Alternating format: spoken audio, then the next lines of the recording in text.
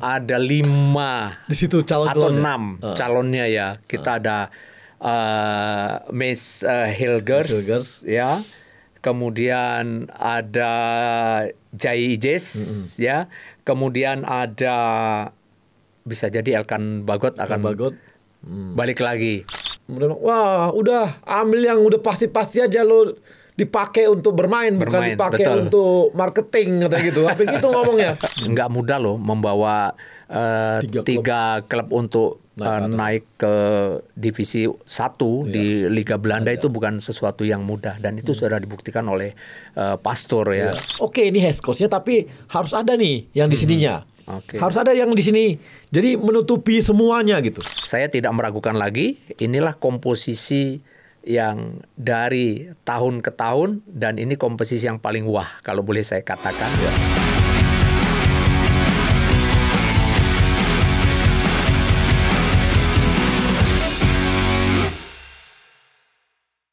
Kemarin kita di DPR sudah memutuskan oleh tim Gapens dan lainnya untuk masuk ke tahapan keluarnya surat keputusan dari Presiden dan informasinya sudah keluar juga. Dan sekarang udah tanggal 6. Kan menurut informasinya tanggal 8 nih bakal disumpah. Nah, kita tunggu nih gimana kelanjutan Ole bisa jadi warga negara Indonesia dan masuk menjadi dan memperkuat kita di bulan Maret. Untuk yang lainnya ada beberapa informasi juga, tapi nanti kita sampaikan detailnya ya. Tapi yang pasti dengan kehadiran Ole kita harapkan timnas kita makin kuat karena posisinya sebagai striker yang selama ini kita katakan bahwa striker kita kurang kuat, maka ini mudah-mudahan bisa memperkuat timnas kita dengan kehadiran Ole. Jadi makin lengkap lah pemain-pemain kita di komposisi timnas kita. Tapi di sisi lain kita juga punya pelatih-pelatih nih. Ada beberapa pelatih ya yang udah kita ambil, itu diambil PSSI. Ada Patrick Kluivert sebagai head coach-nya kita. Kemudian ada Alex Pastoor itu di asisten pelatih. Kemudian ada Danny Lanzat di asisten pelatih. Kemudian ada Gerald Van den Berg di asisten pelatih. Termasuk juga ada Sjoerd Woudenberg pelatih kiper. Jadi ini diambil dari kiper pelatih kipernya Dewa ini, gitu, yang diambil dari pelatih kiper. Dengan komposisi yang seperti ini, gitu ya, seperti ini. Kira-kira gimana peluang-peluang kita? Nanti kita akan bahas nih satu persatu nih. Kualitas-kualitas pelatih ini, kaliber-kaliber pelatih ini. Tentunya supaya kita jangan salah menganalisa, kita langsung aja tanya dengan orang yang memang sudah lama jadi pelatih. Jadi udah pengalaman jadi pelatih nih Bang Rahmat Darmawan. Mudah-mudahan kita bisa analisis secara objektif. Jadi jangan pakai perasaan gitu. Dianalisis berdasarkan orang yang pernah melatih juga nih yang analisisnya gitu. Nah, gimana Bang Rahmat? Kira-kira Abang melihat seperti komposisi ada 4 pelatih gitu ya, di mana setiap nama mereka itu punya nama sendiri, nama besarnya gitu ya. Patrick Kluivert punya nama besar sebagai pemain, pernah juga pelatih, kemudian timnasnya Karakau ya. Kemudian ada juga Alex Pastoor. Alex Pastoor juga dia kemarin adalah pelatihnya Almer dan pernah meloloskan 3 klub di divisi 2-nya Belanda naik ke Eredivisie. Kemudian ada Danny Lanzat juga, terakhir Gerald Van den Berg. Yang kalibernya sebagai pemain juga legend di Belanda.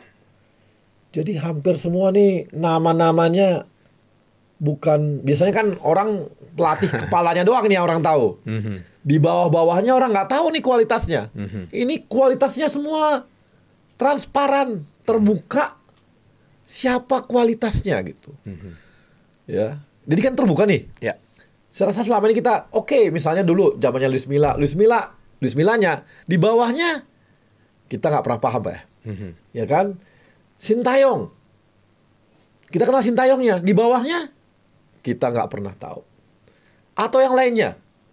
Jadi ya paling kalau dia asisten pelatihnya dari Indonesia. Nah, itu biasanya pada tahu semua tuh. Ya. Tapi kalau misalnya satu persatu gitu, itu belum pernah ada yang seterbuka ini dan punya pengalaman yang sebesar. Nah itu Kang Rahmat tuh gimana ngelihatnya? Yang pertama tentu komposisi pelatih yang saat ini menangani timnas Indonesia itu mereka punya nama besar ketika mereka sebagai pesepak bola. Kita pasti mengenal Patrick Kluivert, mengenal Gerard van den Berg seperti apa bermainnya dan juga Pastor seperti apa.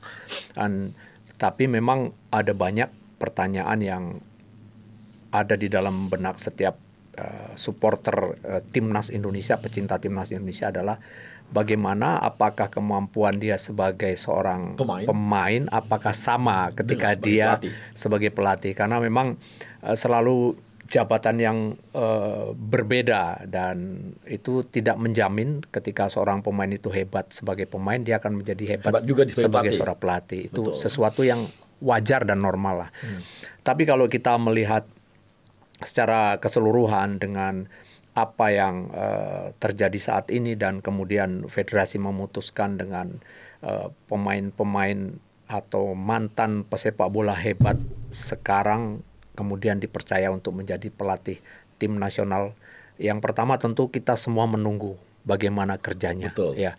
Yang kedua sekarang dengan komposisi kepelatihan yang sekarang ini ada, mungkin hanya perlu penjelasan mengenai mungkin siapa physical trainer. Karena sekarang itu menjadi bagian yang tentu saja hal yang penting. Kemudian juga siapa yang akan terlibat sebagai analis tim. Ya. Nah, itu mungkin yang akan lebih memperlengkap komposisi tim. Tapi secara keseluruhan saya melihat bahwa dengan masuknya mereka untuk membangun tim nasional Indonesia lebih baik lagi, sebetulnya ini sebuah nama yang tidak lagi diragukan untuk mudah-mudahan ini betul-betul bisa menjawab semua pertanyaan-pertanyaan, menjawab semua hal yang berkaitan dengan tim nasional kita menuju target di Piala Dunia. Untuk bisa terrealisasi. Ya. Apakah itu di tahun sekarang ini? Karena memang peluang itu besar, Pak Arya ya. Benar. Kalau saya melihat bagaimana timnas kita kemarin mampu bermain begitu dengan baik menghadapi beberapa pertandingan melawan negara-negara yang tadinya hampir tak tersentuh untuk kita bisa memenangkan mereka. Kita bisa menang seperti Arab Saudi, menahan Bahrain di kandang Bahrain, dan kemudian kita bisa menahan Australia. Itu artinya sesuatu yang menurut saya patut untuk kita apresiasi, tapi juga merupakan satu tantangan ini untuk ke depan dengan komposisi pelatih saat ini harusnya akan menghasilkan tim nasional dengan kualitas bermain dengan hasil tentu yang lebih baik lagi. Jadi saya tidak meragukan lagi, inilah komposisi yang dari tahun ke tahun dan ini komposisi yang paling wah kalau boleh saya katakan di komposisi kepelatihan timnas Indonesia. Nah memang kita udah ambil fisik juga namanya ini ya, Quentin Jacoba. Dia pelatih fisiknya, dia pernah bermain di Eindhoven, bek kanan, dan dia tapi orang Curacao.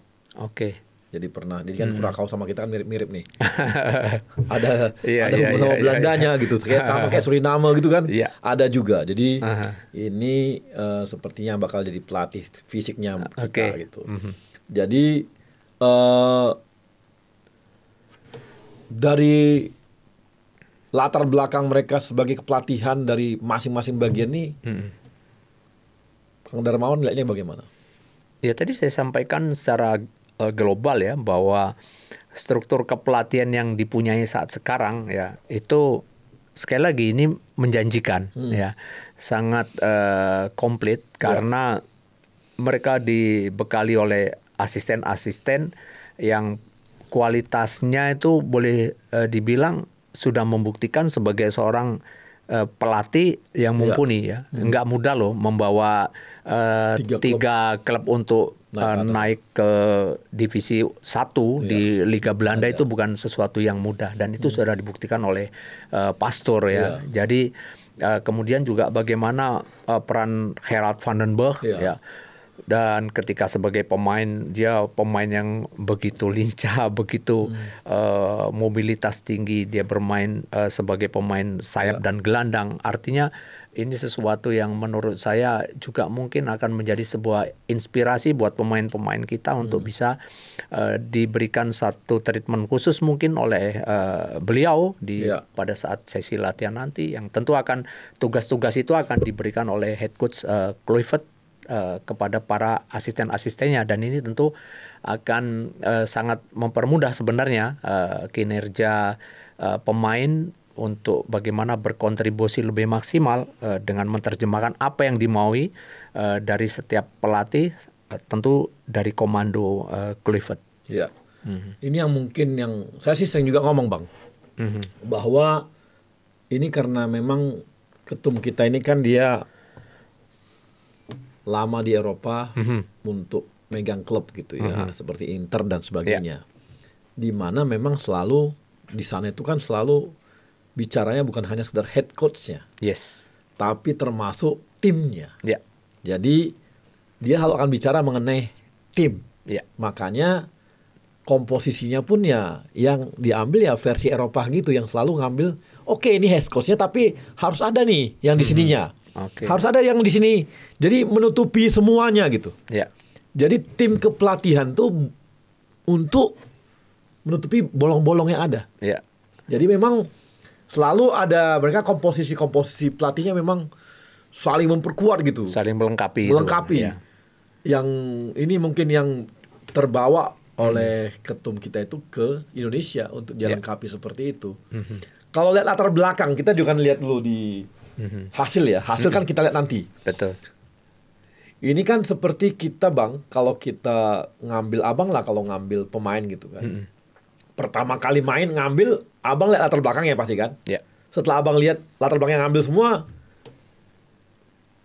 terus wajar nggak Abang bilang bahwa ini udah yang terbaik kami nih pemain-pemainnya. Kalau soal nanti ketika kompetisi itu oke, kita lihat, tapi kita udah ambil komposisi terbaik. Bisa nggak kita bilang pelatih yang ini kita bilang bahwa ini adalah komposisi terbaik yang kita punya, walaupun kita lihat nanti hasilnya? Ya, saya katakan tadi bahwa ini sudah sangat wah ya. Ini komposisi kepelatihan yang pernah dipunyai timnas Indonesia. Dengan semuanya dilengkapi. Semua kebutuhannya boleh dibilang nggak ada yang terlewatkan. Jadi sekarang tinggal bekerja dan kemudian pemain akan dimudahkan yang pastinya, karena memang banyak sekali pemain-pemain yang sekarang menghuni timnas juga kebetulan mereka berasal dari negara yang sama ya, dan kemudian memudahkan penerapan filosofi bermain ya, dan ini tentu juga akan menjadi sebuah challenge buat pemain-pemain yang ada di Liga Indonesia untuk mereka tentu saja pengen mengembangkan hal ini dengan lebih baik lagi, dan ya semuanya tantangan untuk semua pemain, dan saya tentu berharap ini kesempatan ini betul-betul dimanfaatkan terutama untuk pemain-pemain yang dari Indonesia Super League dan mereka untuk bisa mengembangkan kemampuannya di tim nasionalis sebaik mungkin, karena sekali lagi ini kesempatan untuk pemain-pemain kita, di samping tentu pemain-pemain yang dihadirkan untuk mengupgrade kemampuan tim nasional kita supaya ada di level yang bisa dibanggakan oleh Indonesia. Nah, kan kemarin kita juga terbuka loh Bang, untuk asisten pelatih dari lokal Indonesia itu. Kita juga membuka minta 10 nama dulu gitu. Baru mereka diskusi dengan 4 pelatih itu, baru kabarnya mereka wawancara, baru sambil diskusi mengenai kalau ada begini bagaimana, ini bagaimana gitu. Ini pun kami coba untuk terbuka bahwa nggak asal tunjuk gitu Bang. Ini dilakukan oleh PSSI juga, nggak asal tunjuk. Kita coba untuk, hey, ini kita punya loh, 10, coba dicek. Bahkan ini tambah lagi nih. Kabarnya kita mau nambah lagi 8 lagi untuk cek ke tim ini, supaya timnas kita ini dapat betul pelatih yang memang nanti bisa sesuai juga dengan yang akan diterapkan ke pelatih prosesnya itu gitu. Betul. Ya, saya pikir sih itu suatu keharusan ya. Ini kita memanfaatkan situasi dengan kita menghadirkan pelatih kaliber dunia, saya katakanlah ya. Dan ini momen yang tepat untuk transfer knowledge, untuk pelatih-pelatih kita mengembangkan kemampuannya menjadi asisten Patrick Kluivert, dan mereka bisa banyak belajar dari metode kepelatihannya, terus kemudian tidak hanya bagaimana seorang Patrick menjadi seorang leader di sana, tapi bagaimana juga staf-staf kepelatihan yang lain cara kerjanya seperti apa. Ini sekali lagi, bahkan kalau boleh saya katakan, kalau perlu jangan 2 orang untuk local coach. Kalau mungkin bisa didampingi goalkeeper trainernya juga dengan ada local coach. Kemudian mungkin physical trainernya juga ada asisten kalau itu local coach. Kalau kita kayak betul. Ini ya, kayak physical assistant gitu ya. Kita coba hadirkan lokal. Kemudian video analis, Bang. Yes. Itu pun kita minta di samping mereka bawa. Itu pun kita bawa sendiri, jadi lokal kita juga ada. Lagi cari juga kita. Wah, kelas itu kalau itu bisa dilaksanakan, wah top. Dan kemarin kita juga ngomong, ini tim kita juga ngomong, nanti tolong video analisisnya jangan ini ya, jangan pelit gitu. Bahkan kalau bisa setiap rapat kami ikut dong, jangan cuma nggak dikasih rapat. Baru Patrick bilang, saya janji untuk semua klien bisa masuk katanya. Ikut dalam tim saya tanpa dibeda-bedakan. Tapi dengan syarat dia bilang, tolong jaga kerahasiaan. Ini dia. Jangan nanti bocor katanya gitu ya. Itu ya dia mesti minta itu aja. Kemarin sih komitmen seperti itu. Jadi kita ada fisioterapi pun lokalnya kita cari. Di samping ada dari dia, kita juga cari dari kita juga. Untuk damping, belajar betul-betul kita belajar semua dari mereka ini. Ini yang sedang kita lakukan, Bang.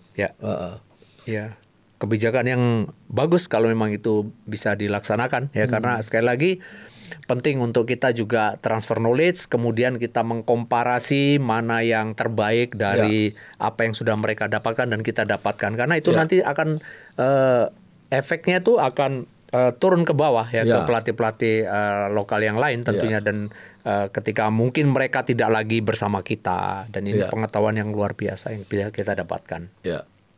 Nah, kalau dari nama-nama yang kayak Pastur, kayak Lanjats, kayak Vandenberg, itu kayaknya Kang Rahmat nggak ada ini ya, nggak ada.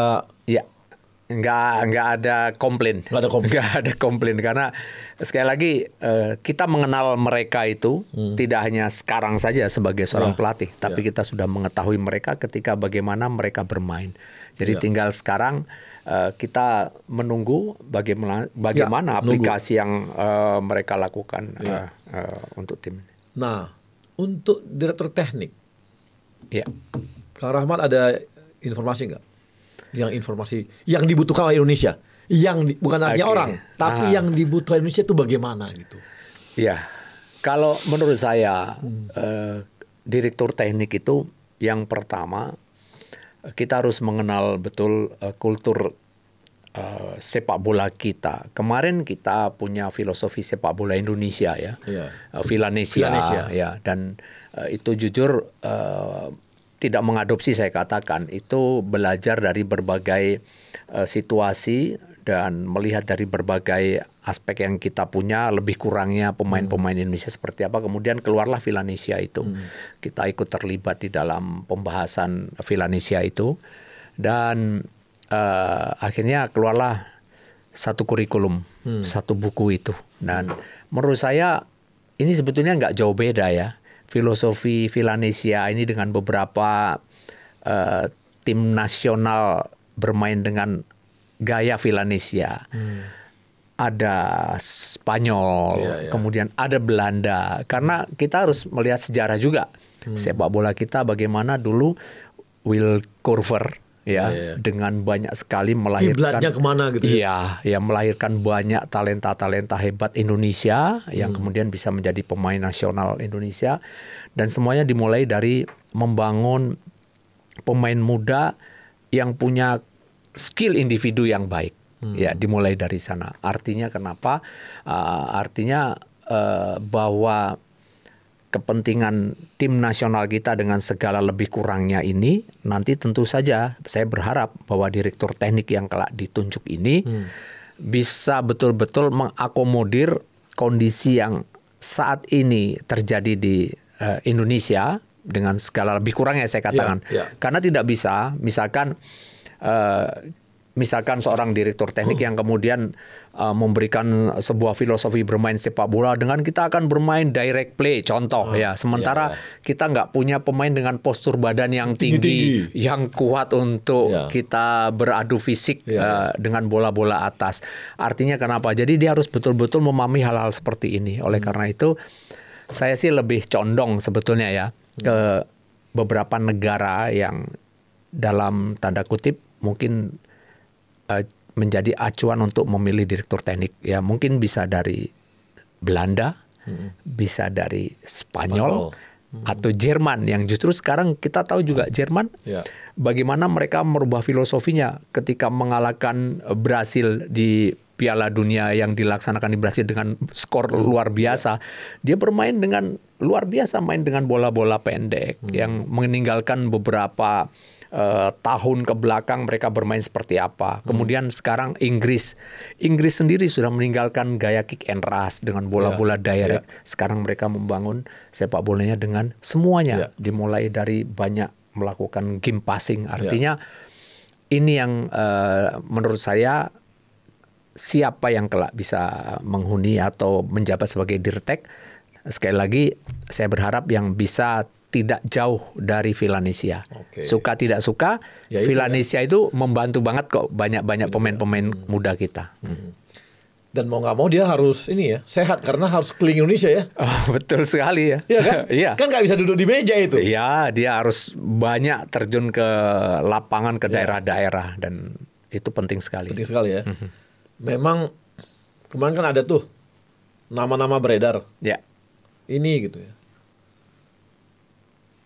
Kayaknya sih lebih dari itu. Oh, kita tunggu nih. Kejutannya kita tunggu nih. Ya, kan? Ya mudah-mudahan sih lebih dari itu gitu. Karena dilihat yang memang cocok untuk kita gitu ya. Jadi mudah-mudahan target kita tercapai. Makanya kadang orang bingung nih kok lama banget karena mencari itu ya. Dan ya mungkin ini sih mungkin momentumnya sekarang gitu. Ya.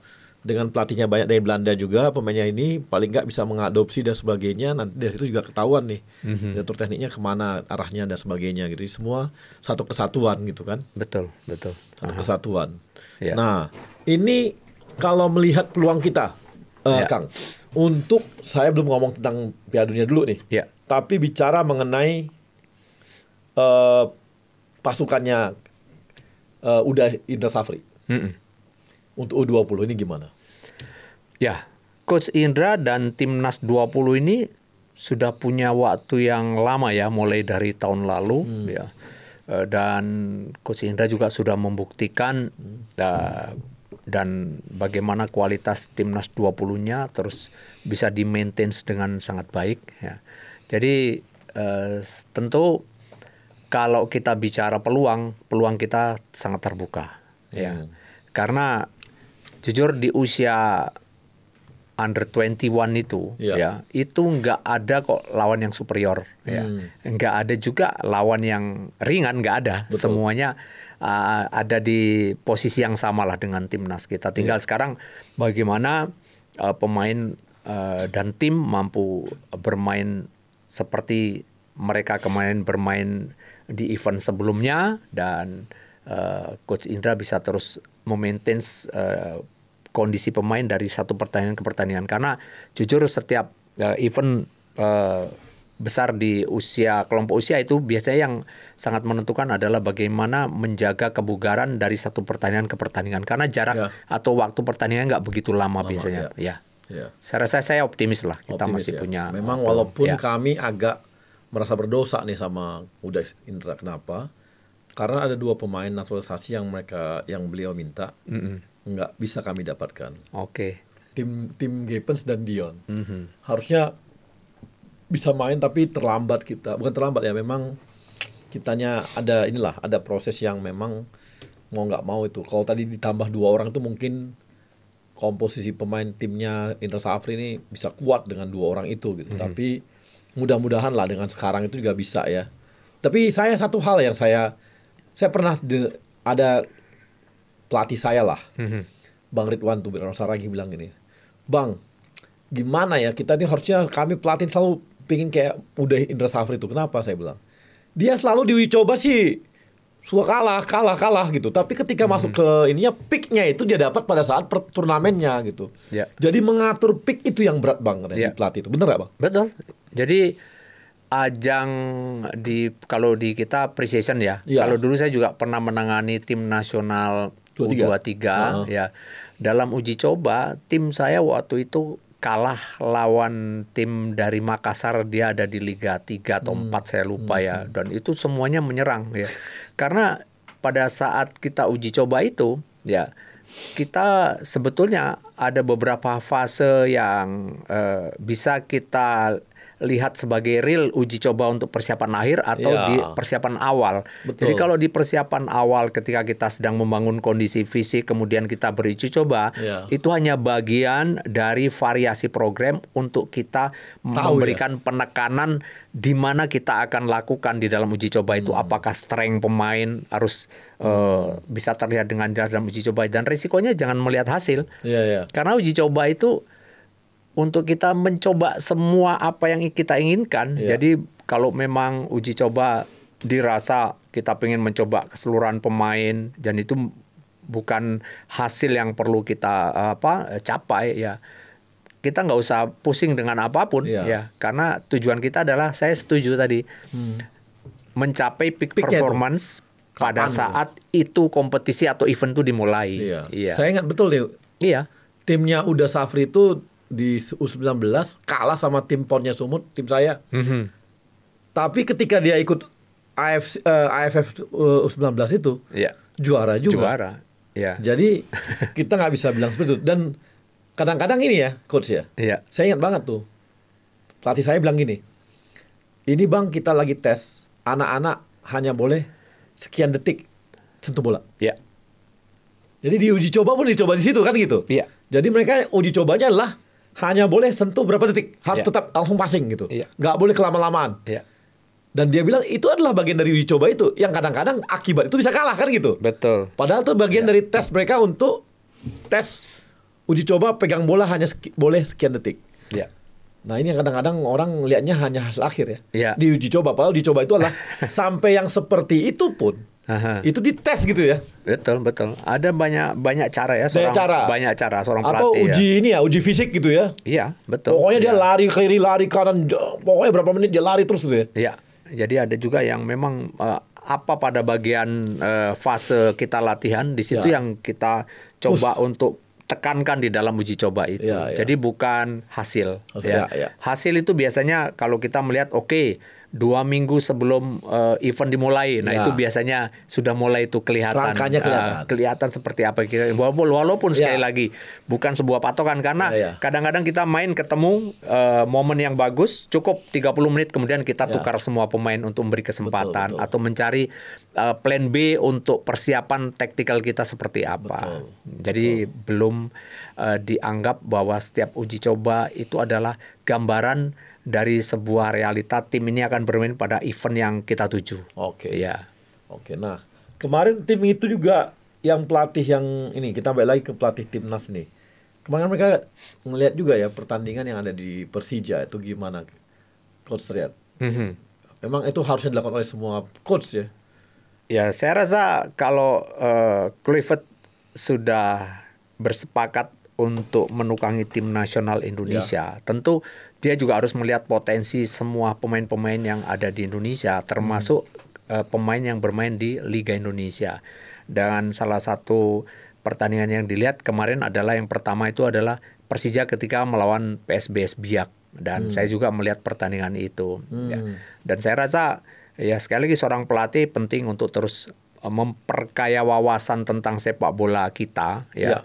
Sebelum nanti memutuskan siapa yang kira-kira punya kans besar untuk direkrut. Ya. Dan saya rasa tidak hanya satu pertandingan itu, mungkin silahkan dan mungkin saya rasa tim Patrick Kluivert sudah menyiapkan agenda-agenda bermain beberapa klub yang mungkin dirasa ada pemain-pemain yang bisa dipantau, punya potensi untuk diambil timnas. Ya. Dan itu penting. Penting banget tuh ya. Nah, kemudian kalau melihat cara dari latar belakang pelatih ini, kira-kira nanti ketika lawan Australia, di mana mereka tuan rumah, kan beda nih ya. Kemarin aja pada saat kita jadi tuan rumah, kitanya yang defense betul. Nah, ini kalau lihat yang sekarang dengan komposisi pemain kita bertambah kan, ada beberapa bertambah. Kira-kira tim pelatih kita ini akan pakai penerapan bagaimana? Nyerang kah? Atau defense total kah? Atau gimana? Kalau saya bicara Australia, ya, dan kemarin kita komparasilah dengan pertandingan pertama lawan Australia. Saya nggak tahu, kan setiap taktik bertahan menyerang itu ada yang by design, ada yang terpaksa. Terpaksa maksud saya gini, kita merancang satu taktik menyerang, tapi bisa mendapatkan kontra strategi dari lawan yang mengharuskan kemudian bukan kita bisa menyerang, malah kita bertahan. Jadi itu di luar desain, ya. Tapi yang by design, kita mau bertahan untuk counter attacking, ya. Itu direncanakan dengan baik. Bagaimana strukturnya ketika kita bertahan, ya. Terus kemudian bertransformasi posisi pada saat bertahan mungkin dengan menggunakan 5-4-1, pada saat attacking mungkin menjadi 3-4-3, dan itu by design, ya. Itu dirancang untuk hal itu. Tapi ada yang sudah merancang untuk kita pengen hari ini kita menyerang dengan formasi main misalkan 3-4-3, kita akan pressing tinggi di atas, tapi tiba-tiba lawan membuat kontra strategi yang notabene menyulitkan pemain depan kita untuk lakukan pressure, sehingga yang ada akhirnya penguasaan bola kita kalah, mau tidak mau akhirnya kita yang deep defending. Ya, itu yang saya gambarkan tadi, kita terpaksa bermain. Nah, menghadapi Australia, ya, menurut saya kita nggak muluk-muluk. Harus kita hitung-hitungan dengan baik, ya. Karena kita punya kans besar itu pada saat nanti justru pertandingan berikutnya lawan Bahrain. Ya. Kita di Australia bisa dapat 1 poin saja, itu menurut saya excellent. Ya, excellent. Ya, karena kita menjaga peluang kita untuk kita bisa memenangkan sisa pertandingan kita lawan Bahrain sama China di kandang. Dan itu momentum yang paling tepat untuk kita bermain. Dan mengenai apa strategi yang akan diusung dengan kita punya komposisi pelatih yang baru ini, dan dengan beberapa pemain-pemain baru yang masuk, ya, tentu akan menjadi sebuah tantangan tersendiri buat tim pelatih untuk menentukan mau bermain apa. Tapi kalau saya boleh bicara mengenai tactical ketika kita main di Australia, saya akan mencoba bermain menunggu, ya. Menunggu apa respon Australia, kemudian bagaimana kita lakukan untuk menyerang mereka. Ya, tapi tentu saja dengan beberapa pertimbangan-pertimbangan, ya. Apakah kita mau main betul-betul deep defending, kita di on half bertahan, ataukah mungkin kita mau bertahan di sepertiga lapangan tengah untuk rebut bola di sana. Kan ada banyak strategi, dan itu saya pikir kuncinya satu, kita dapat 1 poin itu tidak jelek kalau kita main di Australia. Ya, karena kemarin kita ingat waktu main di Indonesia, Australia luar biasa mendominasi permainan. Ya. Kita beruntung banget tuh. Ya. Ada banyak hampir peluang mereka besar. Ya, dan Martin Paes-nya juga kerja keras. Saya juga melihat pertandingan itu, dan saya pikir kalau itu menurut saya waktu itu saya nggak tahu ataukah by design dengan 5-4-1 ataukah terpaksa kita bertahan, ya, karena memang melihat Australia yang dominan bermain dengan 4-2-3-1 tapi bertransformasi seperti main 4-4-2. Betul. Karena dia menaruh 3 pemainnya itu luar biasa hebat sekali ya. Mulai ada Iran Konde, kemudian Goodwin ya, dan satu strikernya itu terus bermutasi, mereka punya posisi dan berotasi, maksud saya mereka punya posisi, sehingga menyulitkan sekali lini pertahanan kita walaupun kita dihuni oleh 5 pemain. 5 pemain kemarin. Ya. Ya. Betul, itu jadi apalagi kalau setiap ada bola-bola mati, waduh, mereka kan badannya tinggi-tinggi betul tuh semua. Iya. Tapi sebetulnya sekarang kalau set piece ya di defending attacking saya nggak begitu khawatir lagi karena memang sekarang kita udah kita juga boleh challenge lah di situ ya. Nggak takut lagi lah. Nggak takut lagi. Kevin Dix, ada Mes, ada apa gitu ya. Ya, karena beberapa kesempatan kita juga mampu mengambil peluang dari kondisi itu. Ya. Dan ini kan tantangan dari Patrick ini kan cukup berat ya, dengan mengatakan bahwa pemain yang berpeluang masuk adalah pemain yang punya menit bermain di klubnya. Ya. Nah, ini kan agak sedikit ini agak berat ya, banyak bagi beberapa pemain yang mungkin karena dia nggak punya menit bermain bisa tergeser juga. Menurut Kang Darmawan gimana? Ya, kalau wajar ya kalau seorang pelatih tentu memberikan sedikit stressing mengenai syarat pemain yang harus ada di tim nasional punya menit bermain. Karena kenapa? Di tim nasional itu kita tidak punya kesempatan berlatih lama. Betul. 5 hari, langsung. Mungkin 4 pertemuan atau 3 pertemuan bertanding. Artinya kenapa? Dibutuhkan experience mereka di klub. Pengalaman mereka, jam terbang mereka, dan kemampuan mereka itu kan diasahnya di klub. Nah, kalau di klub saja mereka jarang main, ya bagaimana mungkin mereka akan bisa mengembangkan permainan dengan baik ketika bermain di timnas yang notabene tidak ada latihan dalam waktu yang lama. Nah, itu yang mungkin menjadi satu dasar pemikiran Kluivert ketika membuat statement seperti itu. Nah, tapi kita harus ingat juga bahwa kesempatan tidak bermainnya itu karena apa? Ya, tentu kita juga harus melihat contoh mungkin kalau seperti pemain baru si Ole Romani, baru. Dia saya lihat di statistiknya di 2025 ini kecil sekali kesempatan bermain bersama Oxford United. Ya, masih baru masuk dia. Baru masuk. Masuk. Tapi di klub sebelumnya dia punya kesempatan banyak ketika dia bermain di Eredivisie. Nah, ini juga menjadi sebuah pertimbangan tentunya. Mungkin bukan bagian dari apa yang mungkin disampaikan Kluivert ya. Karena kemampuan seorang pemain juga bisa tertutupi ya ketika dia punya background yang cukup baik, tapi alasan dia tidak bisa bermain di dalam sesi tahun 2025 ini karena mungkin beberapa pertimbangan, mungkin adaptasi dengan sepak bola Inggris yang berbeda dengan sebelumnya dan sebagainya. Nah, saya pikir ini menjadi sebuah pertimbangan. Tapi yang dimaksud Patrick Kluivert tadi tentu yang tadi disampaikan. Bersama timnas tidak punya waktu yang cukup lama untuk berlatih. Ya. Makanya sekarang kalau saya ketemu sama mertuanya Arhan gitu ya, dia bilang, wah lihat tuh, pokoknya kemarin tuh ada sih, ada katanya tawaran dari Korea juga ke Arhan gitu ya. Tapi wah udah ambil yang udah pasti-pasti aja lo dipakai untuk bermain bukan dipakai untuk marketing katanya gitu. Apa gitu ngomongnya. Jangan cuma jadi marketing doang lo katanya. Kita kan main bola gitu. Makanya dia akhirnya ngambil Thailand itu. Dan terbukti sekarang menit bermain dia banyak dan kemarin dia jadi pemain muda terbaik gitu kan. Artinya menit bermainnya banyak dan ini kan artinya dia berusaha untuk betul masuk ke line up-nya si Patrick ini, kan gitu. Kan pasti diperhatiin kalau kayak gituan kan begitu. Iya, betul. Gitu. Itu jadi yang paling nggak ini jadi motivasi bagi semua lah jadinya. Iya, betul. Ya. Dan saya pikir tantangan yang disampaikan oleh Kluivert tadi tidak hanya untuk pemain-pemain yang saat ini berkompetisi di negara lain tapi juga untuk semua pemain kita. Iya, betul. Ya kayak Rizky Ridho dan sebagainya udah pasti itu kan gitu pasti itu.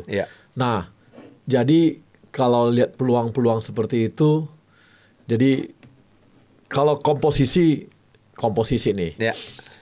Ada nggak komposisinya Kang Rahmat dengan kondisi yang sekarang ini? Di Iya. depan siapa, nih siapa, Iya. yang bakal geser siapa, gitu, tengahnya siapa? Atau mulai dari kita format ini. Iya. Di berapa nih? Ya, kalau format bermain saya rasa kan kemarin itu kita banyak sekali menggunakan 3 back. Ya. Ya. Iya.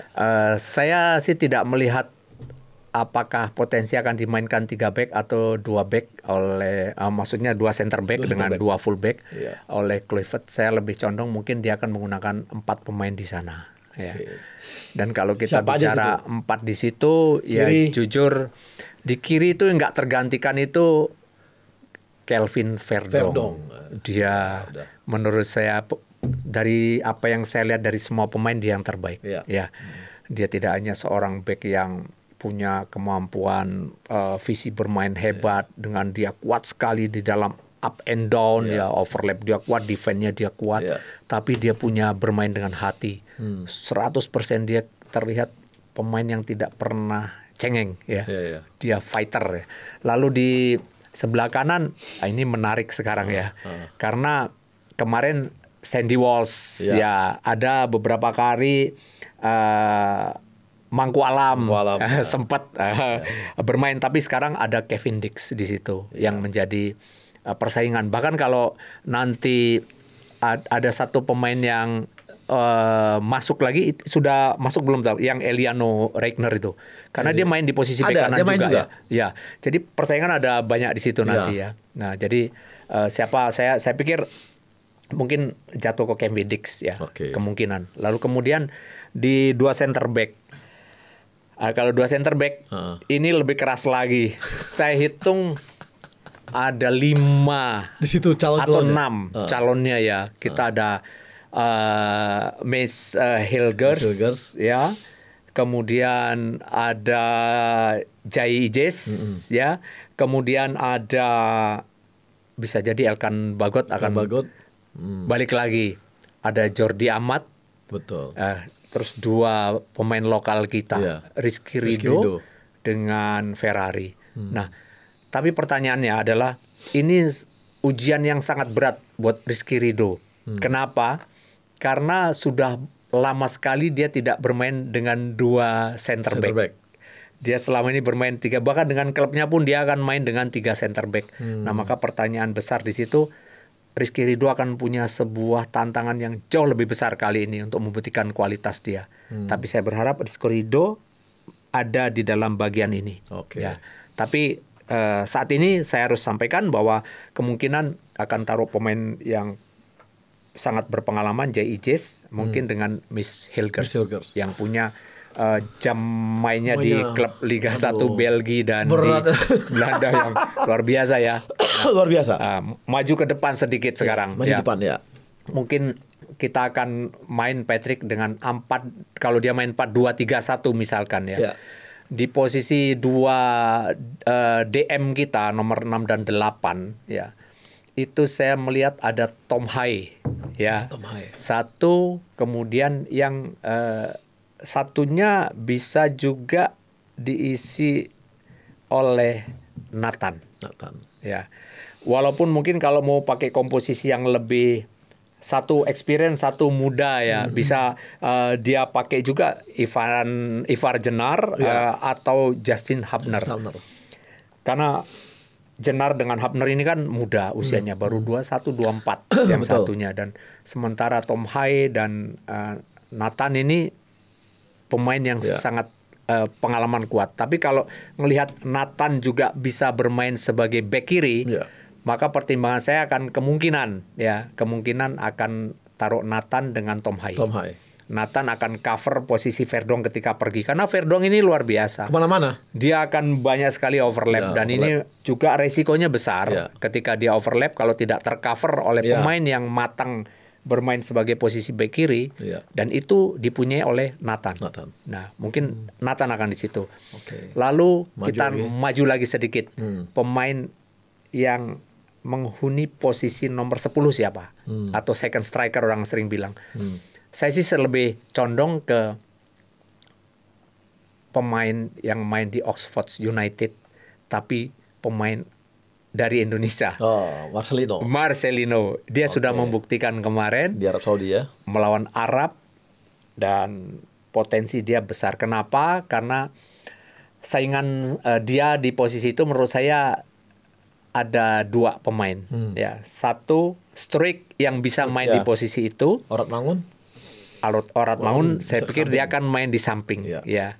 Kemudian satunya Kambuaya. Banyak mungkin orang mengkritisi Kambuaya. Buat saya Kambuaya kalau diberikan kepercayaan dari menit awal, saya yakin akan berbeda. Berbeda. Karena banyak pemain yang masuk dari bangku cadangan, kadang-kadang dia belum menemukan ritme mereka. Karena ketika dia masuk, banyak intensitas pemain yang sudah tinggi, sementara dia dari luar dia masuk, dia butuh lagi intensitas untuk ada di dalam ritme yang saat itu terjadi. Sehingga kadang-kadang dia, karena tipenya Kambuaya ini berbeda. Jadi itu. Nah terus kenapa alasan saya tadi menaruh Marcelino? Marcelino pemain yang susah sekali dipegang. Ya. Dia berani penetrasi, dia berani masuk di ruang antara striker dengan winger. Yang menyulitkan pemain pertahanan lawan. Dan yang berikutnya adalah dia pemain yang menikmati permainan. Dan ini nggak mudah ya untuk dijaga oleh lawan. Karena dia bisa dengan senang, dengan enjoy dia memainkan bola. Boleh dibilang kemarin golnya ke gawang Arab itu mencerminkan bagaimana dia enjoy, dia bisa turning, ya dia bisa melakukan feinting sebelum dia menendang bola ke gawang. Nah, lalu kalau kita bicara di kanan dan kiri, ya tadi sudah disebut Orat Mangun. Ya. Orat Mangun punya potensi untuk dia main, tapi di kanan atau di kiri. Nah, satunya siapa? Nah, kalau tadi ada nomor 10 kita sepakat misalkan Marcelino, maka terisi sayapnya Orat Mangun dengan Struijk, ya. Atau salah satu dari pemain kita. Karena kita punya Egy Maulana, punya Yaakob Sayuri, punya Witan. Tiga-tiganya punya kelebihan yang tidak dimiliki oleh pemain-pemain yang tadi saya sebut. Ya. Struijk pinter, tapi dia tidak punya akselerasi seperti Yaakob Sayuri. Dia tidak seberani Witan di dalam penetrasi. Dan dia tidak sepintar, kalau pintar sama Egy oke lah, dia pintar dua-duanya. Struijk itu pemain yang pintar, ya, pintar memanfaatkan situasi dan dia selalu mencoba untuk memberikan passing bola ke lawan atau kawan di dekatnya untuk dia kemudian mengisi ruang kosong.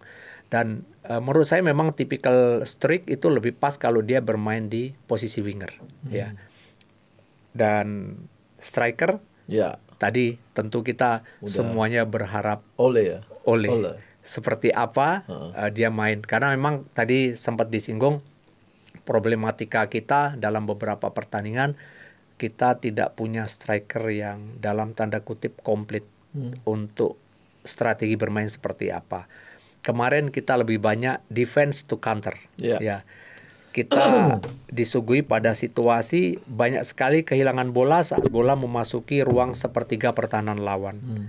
Karena memang striker itu pemain yang paling tidak mudah. Kenapa? Dia tidak punya ruang yang lebar. Ruang dia begitu sempit. Karena di situ sudah dilapis oleh 2 center back lawan. Kemudian dia akan maju sedikit, dia akan ketemu pemain nomor 6 lawan yang kita tahu gaya defense-nya pasti sudah sangat terlatih dan sulit untuk itu. Oleh karena itu membutuhkan memang striker yang komplit. Komplit dalam artian dia bisa sebagai pemain target man untuk kombinasi 1-2, dan dia juga bisa pemain yang memutuskan atau menggunakan kemampuannya individu untuk membuat keputusan, untuk turning, untuk bola langsung diarahkan ke gawang lawan.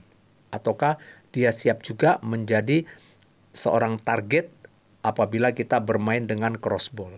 Nah, jadi kita yang kemarin problem kita nggak punya di sana. Struijk dia bagus, dia pinter. Tapi pada saat momentum ada di dalam situasi keramaian kerumunan pemain tengah lawan, dia bukan solusi yang baik untuk jadi pemantul. Nah, tapi oleh Romeni menurut saya kita akan lihat. Karena di dalam statistik yang dia punya, dia juga bisa bermain sebagai striker dengan winger juga. Jadi semua kita menunggu itu dan mudah-mudahan kehadiran Romeni merupakan sebuah jawaban. Tapi tetap kita juga harus menyiapkan pemain di posisi itu antara Struijk dengan Ramadan Sananta yang menurut saya dalam beberapa pertandingan dia bersama Persis Solo terus terlihat progresnya saat ini. Jadi menurut saya juga layak untuk disiapkan. Ini enaknya kalau ngomong sama pelatih ya. Kita betul-betul dengerin bagaimana rancangan ngatur pemainnya, duduk di mana, main di mana gitu. Makasih nih. Nah, kita coba tanya netizen, coba. Coach RD tanya, lebih suka pakai double pivot atau single pivot? Tadi yang saya skemakan tadi itu double pivot. Tadi ada nama Tom Hai dengan Nathan. Nathan itu double pivot itu tugasnya itu memang dia akan punya couple ya. Biasanya couple-nya itu kalau double pivot ada di sebelah kiri maka dia punya couple-nya itu adalah fullback kiri dengan winger kiri. Jadi kalau fullback kiri overlap, winger kiri masuk ke tengah, maka dia harus mengcover posisi yang ditinggalkan oleh dua pemain yang tadi pergi attacking. Nah, kalau dia punya kesempatan attacking, kemudian back kirinya punya kesempatan attacking, maka pemain wingernya yang siap untuk masuk cover posisi yang ditinggalkan dua pemain tadi. Jadi itu kalau double pivot di sana. Memang saya kalau ditanya suka mana, sekarang dalam komposisi yang timnas sekarang punya, pasti saya akan milih double pivot. Karena kita tidak terlalu banyak punya stok di depan yang, sekali lagi, menurut saya pemain depan kita masih kurang. Betul. Pemain depan kita masih kurang. Jadi menurut saya perlu untuk kita cari lagi pemain nomor 10 terutama. Pemain nomor 10. Tadi sudah sampaikan. Sementara ini Ferdinand menurut saya yang Marcelino Ferdinand yang terbaik. Dan kalau sekarang kita mau pakai satu pivot, it's okay, nggak ada masalah ya. Kalau satu pivot mungkin bisa ditaruh di sana Tom Hai karena memang nggak mudah cari pemain lokal saat ini di posisi itu. Ada satu yang menurut saya kita harus siapkan juga lokal di situ. Ada, saya nggak terpanggil nih, Dewangga. Menurut saya dia salah satu pemain yang punya potensi bermain pemain nomor 6. Karena dia kuat dan dia punya determinasi bagus dan saya pikir patut untuk dilihat oleh Kluivert. Dilihat oleh Kluivert. Jadi saya sekali lagi dengan komposisi lebih suka dua pivot. Lanjut. Lihat timnas sekarang, kira-kira kita bisa finish di posisi 2 nggak, Coach? Itu pengennya ya. Iya pasti, kita semua pengen semua pengen itu.